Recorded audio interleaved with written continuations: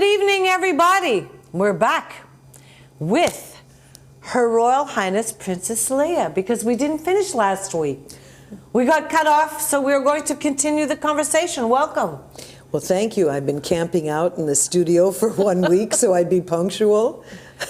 And I wanted to, I will present you this beautiful thing that I had arranged, because last week you were so kind and you brought me flowers, and I said I'd like to get something a little bit different. And I want to mention to everybody, did they notice we did not plan this, but she's in black and red and so am I. So I don't know if this is the Christmas spirit or... The Boopsy twins, I don't who know. knows? But I thought it was great. Welcome back. Thank you, dear. Thank you very much. Now, last week what happened, we got involved in looking at the pictures, and there were so many stories, and you have met so many interesting people. So, like you. Well, you're so sweet, thank you, but I'm dying to ask about some of the people there. So, the first thing everybody wanted me to ask you, okay? So I have a few questions that I want, and you feel as free and as much as you want to disclose, all right? How did you meet Prince Paul? Was it love at first sight? So many people have asked me, I said, I don't know. So I said, when she comes, I'm going to ask her. Good. Actually, I was friends with his father and stepmother for quite a bit of time. And they kept on encouraging me, please, we'd like you to be introduced, etc. And I had to say at the time, because I was a postgraduate student in Oxford, I said, I'm not that clever. I'm having to study, I'm taking this very seriously, master's degree, and the competition is ruthless. So I don't have time. I have many friends. I don't need more friends. Thank you. Maybe later. Maybe later. So as it normally happens, the next chapter is that I made it a point of playing hooky once in a while from Oxford to do something. I had been the president of UNICEF when I was living in San Francisco. And so when there'd be a UNICEF event, I wanted to be on the committee to help behind the scenes as much as possible. And it was one of those occasions in the middle of the Bosnian War that there was a fundraiser held in London for the children, the war-weary children. And Princess Katerina, who is Paul's cousin, was also on the committee. And it was just one of those things where we got along very, very nicely without any premeditation. And then she introduces me afterwards to the speaker that night was Prince Paul. So quite literally, if you're asking the question, excuse me, was it love at first sight? Actually, it was respect at first sight, because it was That's a lovely, I like that. That is, you see, people, such a very good point. Poignant speech, able to really talk about the fact that this is probably the first war that all of us have seen, baby boomers like myself, that had three religions that were so affected: Muslim, Christian, and of course the collateral damage were those people, communists, who would be atheists, let's say, brought into this bizarre war. And Paul was most articulate, very much answered the questions succinctly, and we became wonderful friends, because again, I had so much work to do. It would only be, let's say, are you going to this fundraiser, are you going to that?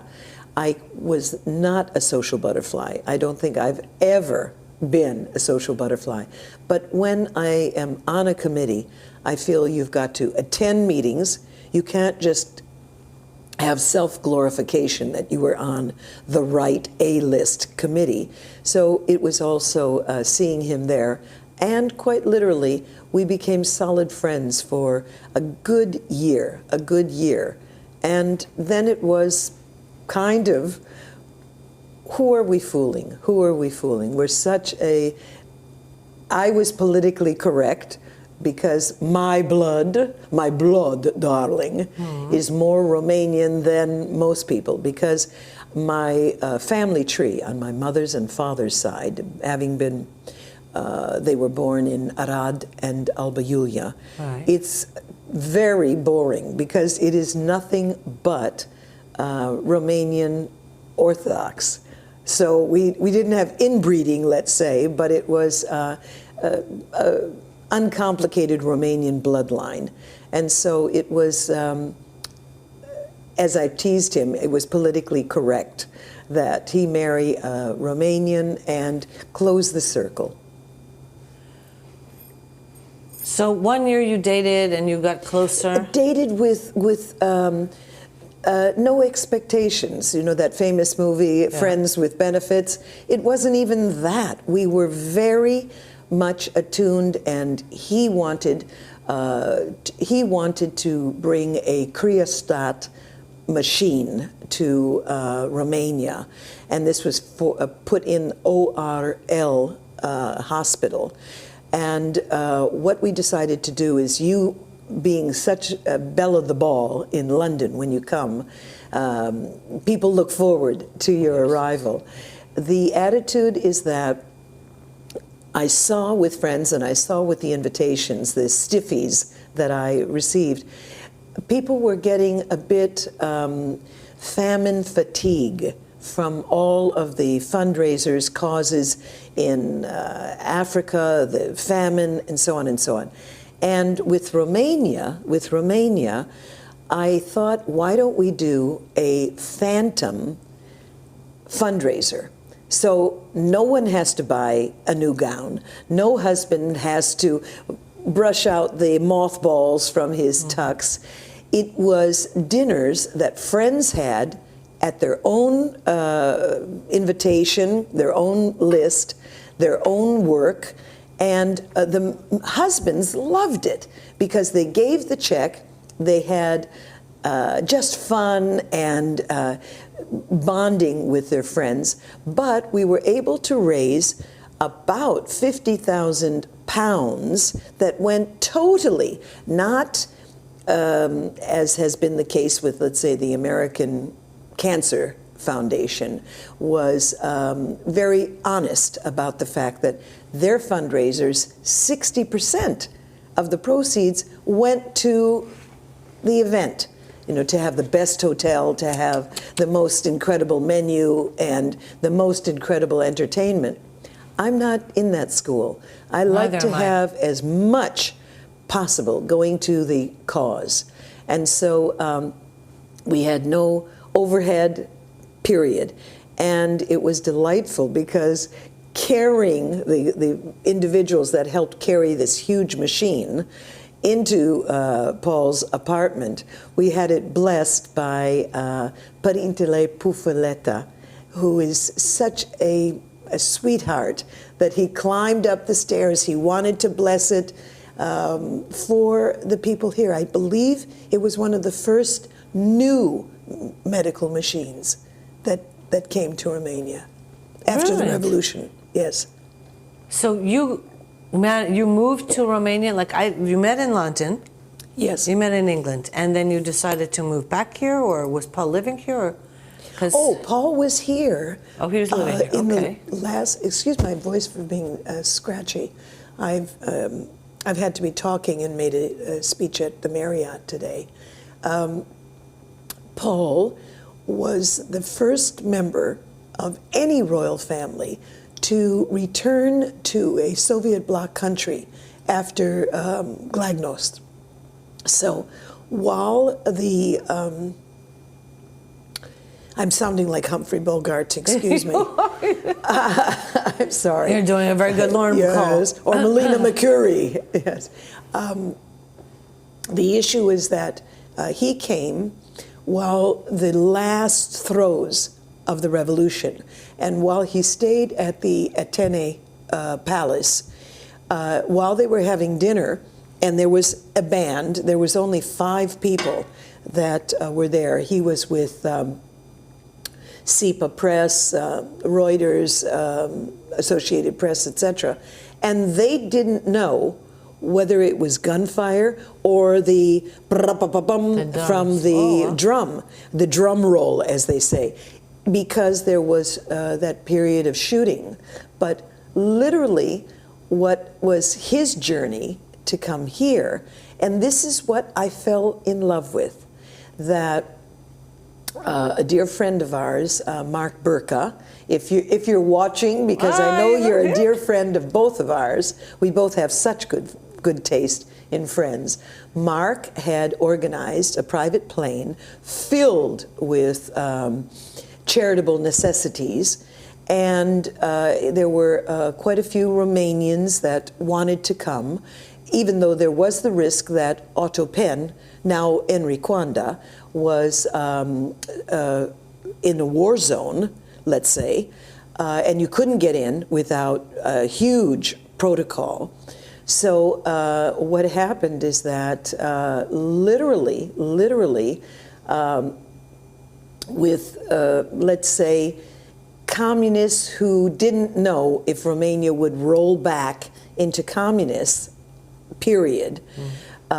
Let's say people who had it very good during communist times were trying to stop Paul and this plane load of charitable gifts. No missionary work, no propaganda, but here, please take whatever you can, portable medical equipment, medical needs, so on.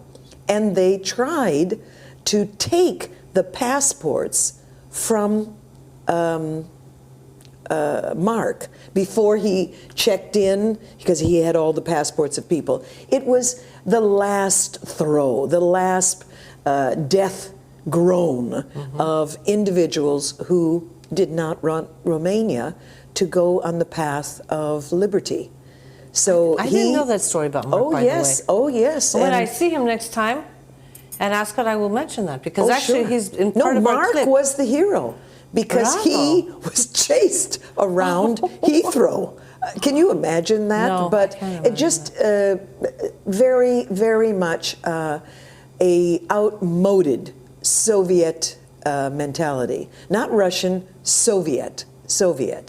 Were you a little bit afraid? Weren't you maybe scared to come back, and because of the situation, it was fluid, nobody knew exactly what was happening, where it was going? Well, I pretty much felt that there was some reason we decided we wanted to get married in Romania, because this would, in a very sophisticated way, force the world press, and they were there to see the street children, the street dogs, the stories of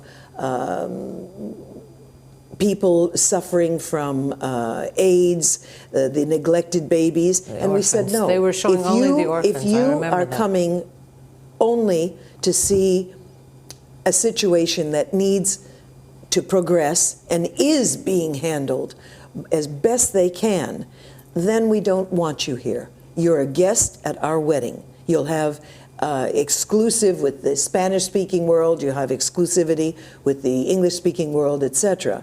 We want to show you also the true treasure of Romania, and that's our intellectuals, our artists, our women, are a special breed, a very special breed. And so the fear factor was really more of a constant water torture of, why are you getting married in Romania? We won't have food. We might be in danger of picking up AIDS, all of this nonsense. And the guests that we were able to convince, the majority we were not able to, because there was such bizarre press about Romania.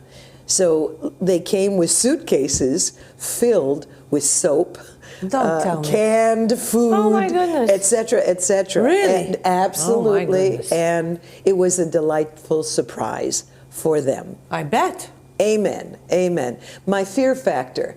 I knew enough about the Romanians through the diaspora, the situation here. I had nothing but respect for the courage of individuals surviving in the worst of times, but also the ability that when I was in the Carter White House, one saw what was being done with trying to change the image of Romania with that world tour that Ceausescu had, starting off in Great Britain, moving to France, Switzerland, Sweden, etc., etc. So I very much always appreciated that Romanians value the one thing that no one can take away from you, and that's your education. So I came not with high hopes. I'd lived my life. I did what I wanted to do. I hit the goals through luck that I dreamed of. And I made the necessary mistakes and survived through them to make me more prepared for Romania. And what I mean by that is that several of the experiences, like one of the pictures you'll be seeing, when I was asked in the Reagan administration to accompany a delegation to Ethiopia.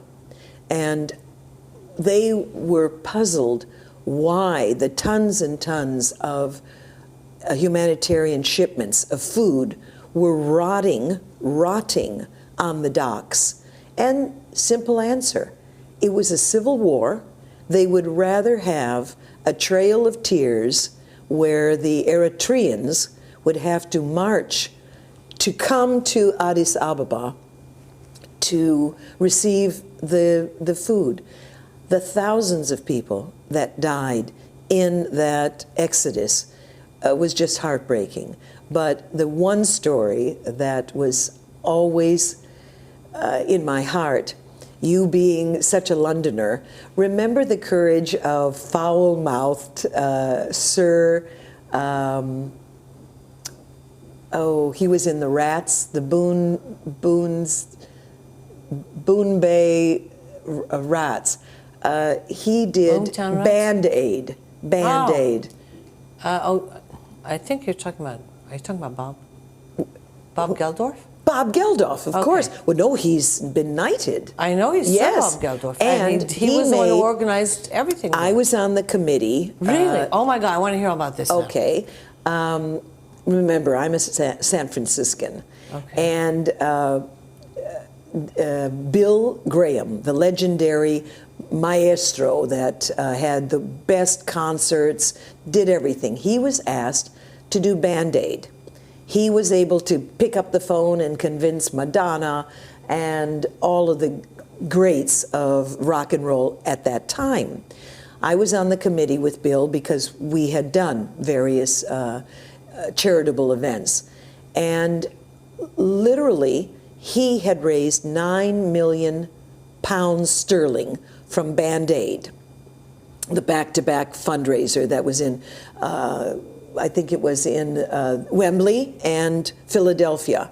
So quite a few of us had taken the plane to be in both places. What was interesting is that Bob was there in Ethiopia, and pretty much it was, well, thank you, white boy. You've done your part. Now, out of here, because the dictator, the communist Colonel Mengistu, was, I don't know, perhaps wanting to put a certain amount in his pocket, but he wasn't going to allow Bob to buy foods and sacks of grains, fill up an airplane with this money, and ship it personally to Eritrea to finish the job, because he's such an incredible, amusing person that probably the most foul-mouthed person. Every 20th word is F-U. This is S Okay, product, I'm so not so on. surprised. Bleep, bleep, bleep, bleep. But once you get over that and listen to his heart, he pulled off. He did it. He went into studios, knocked on the door, and said, George Michaels, get over, do the Christmas album. Everybody do this. did that. I remember that, by the way. Yes, Yes, yes. I was there. Well, I wasn't there physically, but it was one of the, I mean, the whole planet knew about it. Sure. It was really a heck of an accomplishment. And he inspired the 4 wives of the Beatles to do a fundraiser for Romania. And that was all of the 4 women behind the I didn't know throne. that. Oh, you're yes, just a wealth he did. of information. Yes, Okay. I think it was Angel Campaign, it was called. And George Harrison's widow was the brains behind this. And I mean, of course, that was one of the times I was able to pull in His Royal Highness Prince Karol Mircea to be honorary chairperson on this. And the point going back to Ethiopia was that Bob Geldof is there. He can't get a plane. He has been stopped by the authorities of interfering too much. So we're staying at the same hotel, and we're really talking over breakfast that there was an immense banquet for us, and we said, we can't. This was the Minister of Culture and the Foreign Minister that welcomed the delegation, if you will. And we were very transparent. We needed to look at the docks, the shipping docks, to figure out why Japanese, Italian, and American ships were being held in a queue with perishable goods. And why was the Soviet fleet able to jump the queue? Because it was filled with guns and uniforms, unfortunately. So we were there. Literally, I had the experience that, we had said, please, we don't want this wonderful food. And then, I got a elbow in the rib. We're embarrassing them. We could have a political faux pas. So we ate graciously. Thank you very much. This is wonderful. I would have thought sorry, but when people are starving down the road. I know. Why? And eating all of this, Why? it would really stick in my throat. Exactly. I understand But completely. we needed his permission to get onto the Hercules C-130 that was filled with the rice and dry goods, et cetera, so desperately needed. So the only thing that will put a chuckle on your audience, leave it to Romanians, and I'm symmetrical like Romanians are. This Minister of Culture, and we won't say his name, he's asking me if I want to dance and so on, and I said, oh, I'm married, I really, thank you so much, but no, I'm not very good at this, so I don't offend him. And then he was a little bit, I'm not flattering myself, but a little bit flirting. And he said, isn't it interesting that a black woman should be married to a super lawyer who's American? And I said, a black woman? Who are you talking about?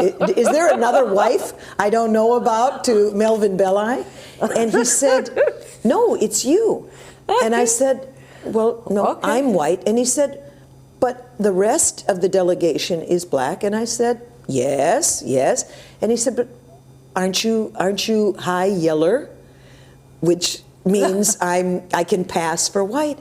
And I said, actually asked you that question. oh, yes, he did. Oh, my goodness. So from being a good-looking I don't know black if I should woman, laugh or cry. yeah, for being a nice-looking black woman, I became a dog, a white dog, for having cheated, playing with him. For turning him down, huh? I was afraid. Oh no, he wasn't that bold, but nonetheless, we were afraid that maybe I wouldn't get on the plane. So I was very careful to be totally polite and ladylike. Of course, I mean, why not? So we're having breakfast, and there's Geldof, and he's saying, blah, blah, blah, I can't get on here, F you, da, da, da, da, da. And we said, well, wait a minute, we've got plenty of room. There are no seats. You will be strapped as the troopers are. You know, you're literally hanging on a rope because we want all the room for the foodstuffs. For the aid, yeah. And we're prepared to do this. So would you like to come on board? Would you like to come on board? And, you know, F yes, et cetera, et cetera. When they found out that we outsmarted them, they gave him a ticket so that he could go on a later flight so that all the press would cover the Reagan administration and not give Geldof the hero's welcome that he deserved. But again, he wasn't in it for the glory. No, he wasn't. He totally deserved his knighthood. I agree with you. And I wanted to just interrupt you for a second. You are the most amazing ambassador for Romania. I've heard you speak at many events, okay? I wanted to tell you. And the way you talk about it, and the way you're so proud of it, and the way you talk about the women and the culture, it's lovely. And it's a pleasure for me to listen to that. And you really represent everybody so well that I wanted to say that. Thank you, dear. Thank you. From you, I must say it warms my heart. Thank you. Now I have other questions. So, yes. So they wanted to know how you fell in love, if it was love at first sight. Well, Then, can I also say, yeah, I think certainly not that Paul met his match, but I would say yes. I very much like the fact well suited together. Best friends, exactly.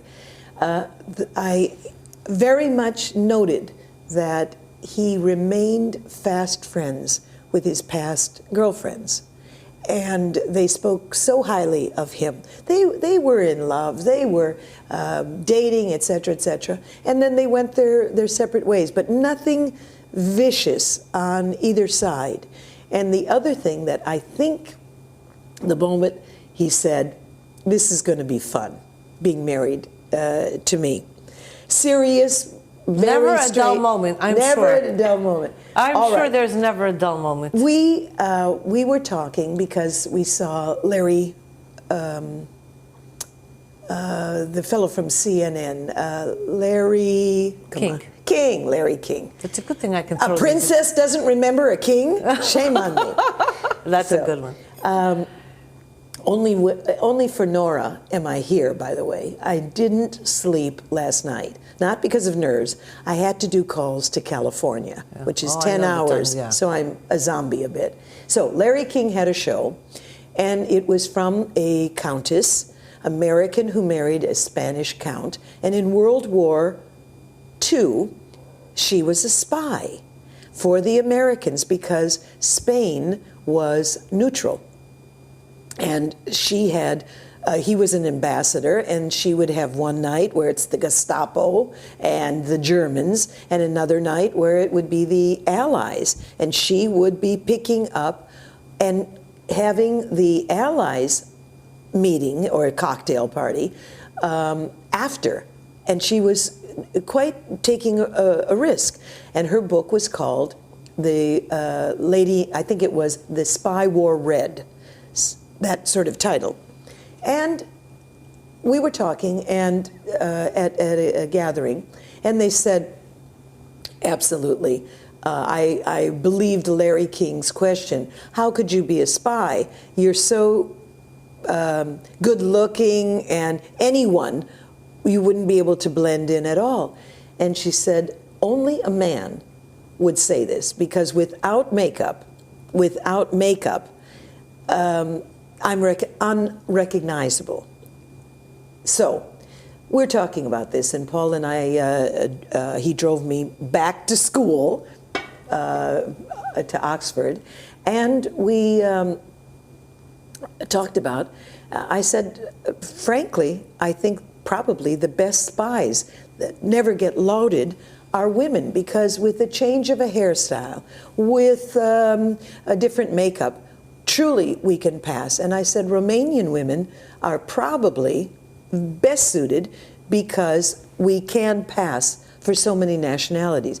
And poo-poo, no, that's not the case. And I said, I'll make you a bet. £1, £1. I will be able to carry on a conversation with you, and you won't know it's me. You're on. You're on. Okay, how'd you do that? So what I did is I got this. blue contact lenses. Yeah. I put earplugs in my nose to disproportionate, made freckles, bought a horrible strawberry blonde wig, and put a balloon here, okay? So I used a payphone, and it was half a block from his apartment building. And I said, oh, please, would you do me a favor? I'm at the train station. Would you pick me up? I need a favor. And he said, absolutely, not a worry. He's thinking I'm at the train station. So I hang up and I toddle on to his car, and I'm there. He comes running out, and I'm going, could you tell me where the nearest hospital? Please, I need the nearest hospital. Oh my, are you all right? And I said, no, I'm not all right. I'm not all right. And then I leaned on the hood, or the bonnet, if you will. Bing, bloom, and he went, ah, like this.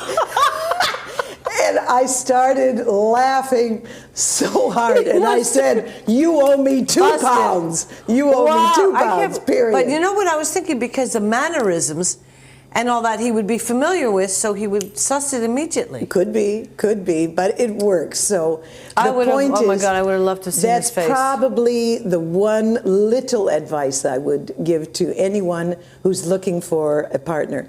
Make sure you also put that ingredient of fun in the recipe. I think that's where I want to go. So, what is it about the princess life? Because last time we did not talk about it. And people have asked me, what is it like to live your life as a real princess? So I said, I'm going to ask her the question directly. If one cannot be useful, it's a waste of one's energy, one's resources, and it's against my nature to simply live a fairy tale life, not a Grimm's fairy tale, but if it is productive, that is the most rewarding word, is that your contribution, your speech, your fundraising. What I have found is that there are, with your knowledge of heraldic tradition, there has been a so-called pushy princess, there's been the people's princess. I'm the pragmatic princess. I like that. And for me, well said, to have these wonderful friends who are either dignitaries, former heads of state, celebrities, etc., to have that magic Rolodex and not use it, and on the other hand, to have contacts that I made with the Reagan administration of corporations that want to break in to Eastern Europe. I had said to medical equipment firms, to medicines, to cosmetic firms, to construction firms, don't just come in and spend a fortune for television ads, because this is what works in the West. We will move forward and absorb this, but to come in and be the sponsor of scholarships, to underwrite the Academia de Musica, our wonderful music academy, to come in like Siemens had and refit the classic Colția hospital. This will be your legacy, and frankly, it will help your branding. So what I found the most rewarding is to bring in, excuse me, friends like, I have a mother's network. Call up Valerie Campbell. How are you doing, et cetera, et cetera. Can you and your daughter come for a launch of breast cancer awareness? And we had, at that, it was 300,000 pounds sterling of sterile medical materials. When companies give that, they're not competing with Mother Teresa. They want publicity. And it just wasn't happening. So I said, let's tie the British medical companies and the pharmaceutical companies, their gift, their plane load of gift, with Naomi's visit. And we got 83 countries doing good reporting on her trip. Why? Because it was Romania? No. Why? Because it was 300,000 pounds of donations? No. Because it was Naomi. And Caroline. By the way, I met her mother at an event in London. Even more beautiful than her daughter. I want to tell you, I didn't know when I met her. And there was a picture I remember in the Hello magazine, because my friend David was so cross. How did you get the picture? I was sitting with her and Linford Christie. Stunning looking woman. And I was like, but you look like really her sister, not joking. Oh, indeed. Stunning looking woman. The most beautiful, creamy, I was like, cafe wow, au lait gorgeous. complexion. Now, I have another question, because in the background, I have seen, well, I've seen Steven Seagal. I saw, who's coming, Samuel L. Jackson, who is coming to film a movie shortly. Kissinger. I've seen so many people. This is a tough question, but I don't know who is, out of all these most amazing, interesting people, who touched you the most? Who was? Without hesitation, of these people who have been so generous of their time and their connections for Romania, and we make it very clear that we want you to behave yourself, no diva mentality here.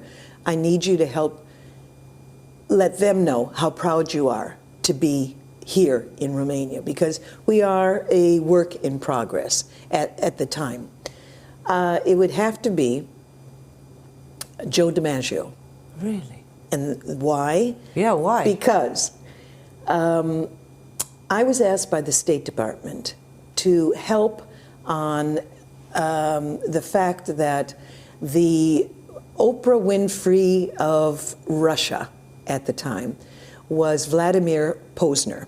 Vladimir Posner was the spokesperson for Gorbachev, spoke American English, had an American sense of humor, because his father had been in the UN mission in New York, and so this kid grew up as an American, can do the Brooklyn accent, the clenched teeth, proud accent of the elite, all of these wonderful absorptions that he had gotten as a child. He was plucked out because of the HUAC investigations, and his father was afraid that any friendship he might have with an American would be held against that American, and he would be called in for, he or she would be called in for the McCarthy hearings. So they left. Well, he had written a book because he had been the top talk show host in Russia, and a huge advantage for friendship between the two countries. So his book got all of the wonderful interviews on ABC, CBS, the entire alphabet soup of morning shows, and it saturated. So by the time he crossed the Mississippi, everyone had done Vladimir Posner. So I was asked to figure out a way to help his book get publicity, and serious publicity. So I thought, well, one of my heroes is Patton, and one of the things that General Patton had said, do not believe only what you read about someone. Try to read what they write about themselves or a book written by them. And this was how he won with El Alamein. So I decided to take a good bit of advice, and I read Posner's book. There was the answer. His all-time hero was Joe DiMaggio. Another coincidence in my life. Serendipity is my middle name. Posner adored him. He wrote just breathlessly about him. Joe DiMaggio is a San Franciscan. We had an earthquake in '89, and Mr. DiMaggio was on the television talking about, be calm, here's the number you should be calling, being a good citizen. So I had a program at the time, ABC, and I checked with all of my sources, where does he live? I want to invite him to the Posner reception. Nobody knows. He was quite a hermit, but he goes periodically to a particular bar, and he meets his friends there and so on. And I said, well, I can't exactly hang out in a bar. People will wonder a little bit. And I was with my driver, and I saw a Federal Express. I said, let's ask. Let's be totally truthful. I spoke with the driver, and I said, I'm not a groupie. And he said, Mrs. Belli, I recognize you from television. What can I do to help you? And I said, could you give me the address? I understand he lives really, by the bay. Can you tell me his address? And he said, no, it's against Federal Express policy. But if you go to that yellow home there, that's where he stays with his sister. And I said, you never heard it from me. Never heard it from me. Well, now everybody's heard it, so I don't want to be responsible for any Oh, of that. but he's in heaven right here. now. He's in heaven Okay. right now. So I knock on the door, hand the letter, and I said, if you'd be so kind to give this to your brother. I don't want anything. We're not soliciting for a fundraiser for the earthquake or anything, but it's an invitation that would help the State Department, and he is such a patriot.